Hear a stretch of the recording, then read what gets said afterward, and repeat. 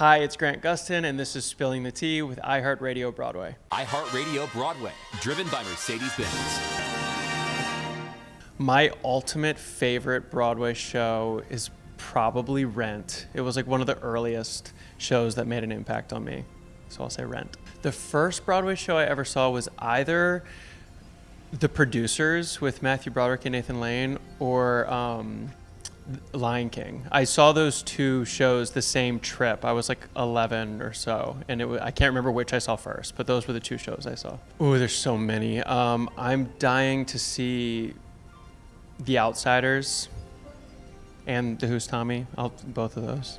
Oh, I feel like a piece of advice that I've been given many times is to just be myself, stay true to myself, because I'm the only one that can bring myself to the table, and there's no use trying to be somebody else because they've already got that covered. So just be yourself. But yeah, my first reaction to seeing the circus stuff was, seeing them warm up is like mind-boggling. So seeing some of the stuff they're doing in the show, and from what I hear, like this is like the tip of the iceberg for them. Like what they do in their specialties outside of this show is even crazier when they've got going on in our show. So I can't even imagine what they're capable of, because what they do in our show is like seemingly death-defying stunts. I mean, it's pretty incredible.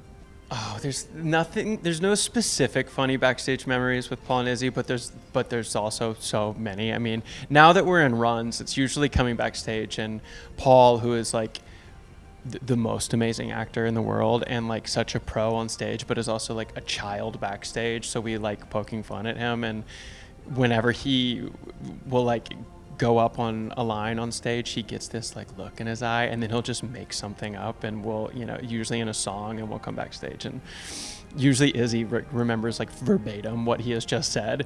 And he had one show where he gives Marlena a piece of jewelry, and she says you shouldn't have, and he's like, how do you know? It could be a can opener. And he forgot what he says. How do you know? It could be a candlestick. And so I wrote that down, and it's hanging on a piece of paper in his dressing room. My favorite part of working with puppets, it's like twofold. Like part of it has been the challenge of, because I get to work with Queenie the dog a couple times, and it's like Jess described it once, like patting your head and rubbing your stomach at the same time, because you have a scene that's alive as Jacob, but then you're manipulating this dog in your hands that's living its own life that has nothing to do with the scene that you're in. So that's fun, because I'm like, be talking and like having the dog sniffing me and wagging its tail at the same time. And so that was a challenge. It's gotten easier. But also just like getting to be in a scene with Rosie or any of the puppets, the idea of these actors manipulating them kind of disappears, and you get to just look into Rosie's eyes, and you're in a scene with an elephant, and it's pretty cool. Oh, my dream was always to originate something, so I'm getting to do that right now. And it changes. I mean, when I was 14, my dream role was Link Larkin in Hairspray. I don't know. I mean, it always changes. So I'd love to be Claude in Hair someday. There's a lot of roles I'd like to play.